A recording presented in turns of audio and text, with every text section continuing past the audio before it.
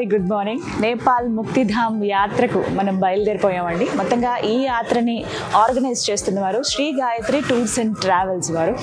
ఇక లేట్ ఎందుకు, boarding pass కూడా వచ్చేసింది. వెళ్ళిపోదాం, ఎంత త్వరగా వెళ్దాం ఆ ప్లేస్కి, ఆ పుణ్య స్థలంలో ఎప్పుడెప్పుడు అడుగు పెడదాం అని ఉంది నాకు. వెళ్ళిపోదాం కదండి.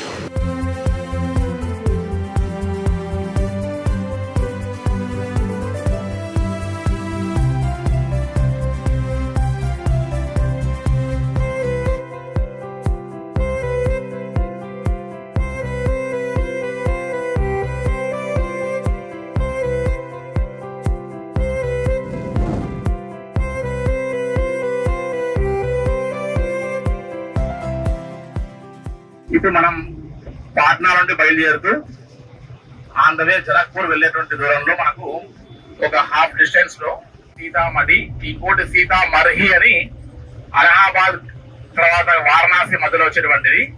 అక్కడ అమ్మవారు భూమిలోకి వెళ్తుంటే రాముల వారు వెళ్ళొద్దు అని వెంట్రుకలు పట్టుకుంటే అవన్నీ గడ్డి రూపంలో వచ్చి, కర్లింగ్ హెయిర్స్ ఎట్లా ఉంటాయో అక్కడ గడ్డి రూపంలో అమ్మవారి చేతికి వచ్చేసరికి ఆ వెంట్రుకలన్నీ ఆ ప్రదేశంలో ఆ యొక్క చెట్లన్నీ కూడా నాటితే ఆ మొక్కలన్నీ కూడా కర్లింగ్ హెయిర్స్ లాగా మొలిచి ఉంటాయట. మీరు అందరూ చాలా మంది చూసే ఉంటారు.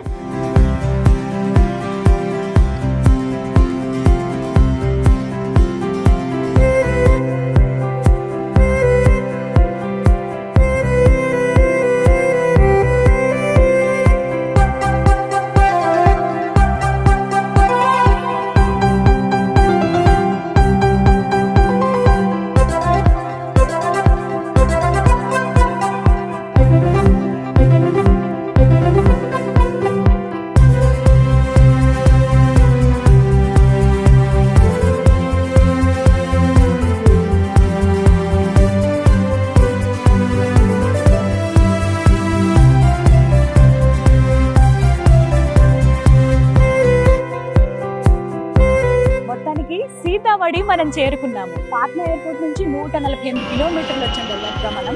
ఇక్కడే సీతా అమ్మవారిది. ఇక్కడ పేరు కూడా చాలా క్లియర్ గా రాసి ఉంటుంది, మా జానకి జన్మస్థలి.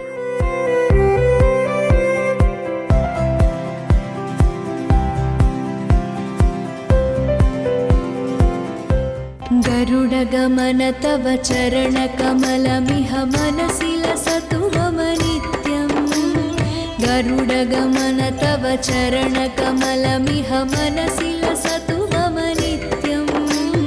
మనసి లసతు మమ నిత్యం.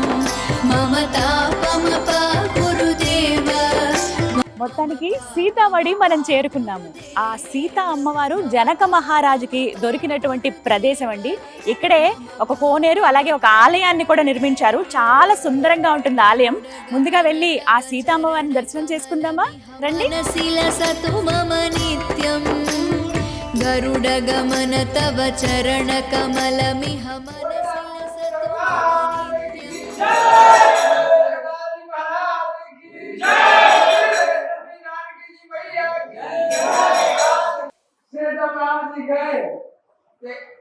अब आए बड़ी खुशी की बात है।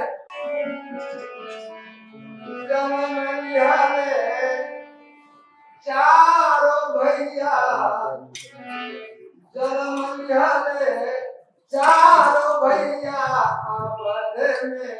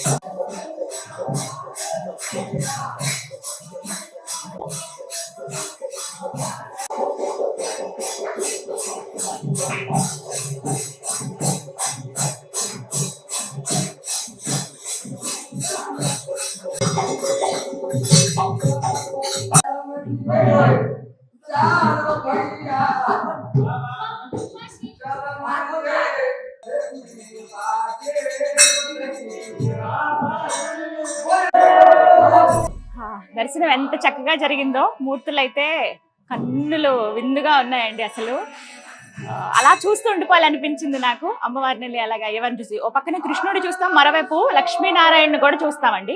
ఇక్కడ ఇంకొక అద్భుతం ఏంటంటే ఎలా సీతమ్మ వారు దొరికిందనేది జస్ట్ పిక్చర్ అంటే పెయింటింగ్ లాగా వేశారు. మీకు విజువల్స్ లో చూపిస్తాను చూడండి. ఇక్కడ జనక మహారాజుకి పొలంలో దొరికినట్టు, అలాగే ఇక్కడ నుంచి స్టోరీ అంతా కూడా ఉంటుంది మనకి. ఎంత అల్లారి ముద్దుగా జనక మహారాజు సీతమ్మ వారిని పెంచుతారో, అలా చెలికత్తెలతో ఆడుకుంటూ ఆడుకుంటూ అలా పెరిగి పెద్ద అవుతుంది ఆవిడ. తర్వాత ఇక్కడ పూజా మందిరంలో శివధనస్సు అలా పెట్టి ఉంటుంది అనమాట. వరం ద్వారా వచ్చింది జనక మహారాజుకి, అది ఎవరు ఎత్తలేరు పట్టుకోలేరు, నిత్యం పూజ చేస్తారు. అందులో భాగంగా పూజా మందిరంలోనే ఉంటుంది. ఆడుకునేటప్పుడు ఏమైందంటే సీతాదేవి చెలికత్తెలతో ఒక బంతి వాటి కిందకి వెళ్ళిపోతుంది. అయితే ఆమె ఏం చేసింది, బంతి కదా కావాలి, పైన ఏముందనే చూడలేదు, శివధనస్సును తీసి ఇలా పక్కన పెట్టేసి ఆ బంతి తీసుకుంది. ఆ దృశ్యం జనక మహారాజు చూస్తారు.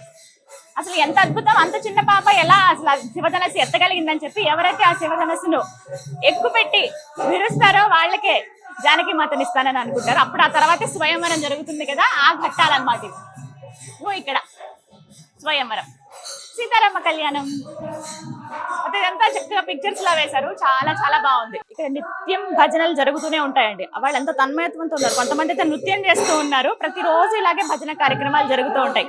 సందడిగా ఉంటుంది.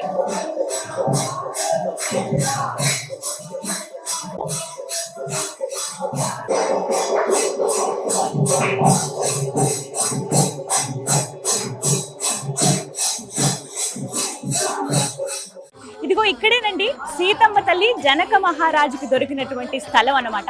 పురాణాల్లో ఖచ్చితమైన ఆధారాలు కూడా ఉన్నాయి. ఇదే ప్రాంతంలో అమ్మవారు ఆ బుజ్జి బంగారు తల్లి జనక మహారాజుకి ఒక పెట్టెలో అంటే ఒక మందసంలో కనిపించారని చెప్పి, జనక మహారాజు పొలం దున్నుతారు కదా, దున్నేటప్పుడు ఒక మందసంలో ఒక చిన్ని బంగారు తల్లి కనిపిస్తుంది కదా, ఆవిడే సీతమ్మ.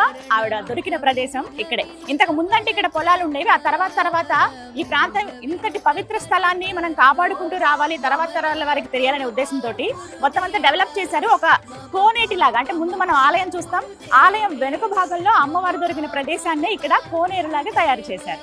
దగ్గరికి వెళ్దాం రండి, దండం పెట్టుకుందాం. భుజగశయన భవ మదన జనక మమ జనన మరణ భయహారి. అమ్మవారు దొరికిన ప్రదేశం ఇది. నిజంగా చాలా సంతోషం అనిపించింది. జీవితంలో కొన్ని ఖచ్చితంగా మనం చూడాలంటే తెలుసుకోవాలి వాటి గురించి అంటారు కదా, అందులో ఆ సీతమ్మ తల్లి దొరికినటువంటి ప్రదేశమా, ఎంతటి మహద్భాగ్యం ఇక్కడికి రావటం, ఈ స్థలంలో అడుగు పెట్టడమే ఒక పుణ్యంగా భావించాలి. ఒకసారి దండం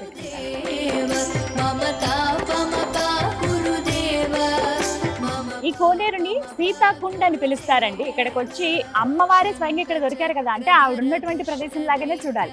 ఇక వచ్చి ఈ కోనేటిలో అలా దండం పెట్టుకుని వెళ్తారు, దీపాలు వెలిగిస్తారు. ఇక్కడ చాలా ప్రశాంతంగా అనిపిస్తుంది తెలుసా, హాయిగా ఉంది. చుట్టూ ఉన్న పరిసరాలంతా కూడా అంటే అన్ని అమ్మవారి పేరు మీదే ఉంటాయి. సీతాకుండని, సీతా ఉద్యానవనమని, అలాగే అమ్మవారికి సంబంధించిన రసోయి, సీతా రసోయి అని, అంటే అక్కడ వంటశాల. వచ్చే ప్రతి ఒక్కరూ కూడా మధ్యాహ్నం సమయంలో అక్కడ అమ్మవారి ప్రసాదం అంటే భోజనం చేసి వెళ్ళొచ్చు అనమాట. చాలా సుందరంగా ఉందండి. మీరు గనక నేపాల్ టూర్కి మేము వెళ్తున్నాం అంటే ఫస్ట్ మీరు దర్శించుకోవాల్సింది ఇంకేముంది, సీతాగర్హి. అదే ప్రస్తుతం మనం చూస్తున్నటువంటి సీతామడి. శరణద విదళిత సురరిపుజాల అగణిత గుణగణ శరణ శరణద విదళిత సురరిపుజాల విదళిత సురరిపుజాల మమ తాపమప కురుదేవ మమ పాపమప కురుదేవ మమ తాపమప కురుదేవ మమ పాపమప కురుదేవ.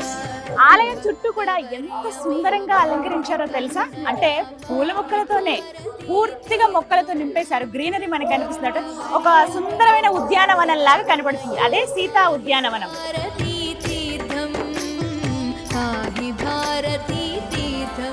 నిజంగా ఈ ప్రాంతం అయితే చాలా చాలా ప్రశాంతంగా ఉందండి. ఆ భజనలు కీర్తనలు అవి వింటూ ఉంటే రాముడి గురించి చాలా బాగుంది. బయట నుంచి కూడా టెంపుల్ చూసిన పగలు కూడా బాగుంటుంది. ఇక్కడ ఇంకో ప్రత్యేకత ఏంటంటే జనక మహారాజు అలాగే సీతమ్మ వారు చిన్నప్పుడు శివుణ్ణి ఆరాధించే వాళ్ళు కదా, శివాలయాలు కూడా ఉంటాయి. ఇంకా ప్రత్యేకం నాకు ఇవాళ చాలా సంతోషంగా అనిపించింది. అమ్మవారు నాకు తాంబూలం ఇచ్చారు. అసలు వారు ఇచ్చినటువంటి తాంబూలంలో ఏమేమి ఉన్నాయో తెలుసా, చూపిస్తా చూడండి. ముందుగా ఒక మాల ఇచ్చారు, బంతిపూల మాల, అలాగే స్టిక్కర్ ప్యాకెట్, బొట్టు బిళ్ళలు, ఇక కొబ్బరికాయ ప్రసాదం. అలాగే భలే స్వీట్గా ఉంటాయి ఇవి. అలాగే సింధూరం, హనుమాన్ ఆలయాలు కూడా చుట్టూ చాలా ఉన్నాయి. ఇంకా నెయిల్ పాలిష్, అలాగే అమ్మవారి ప్రసాదం లడ్డు. అలాగే ఇంకొకటి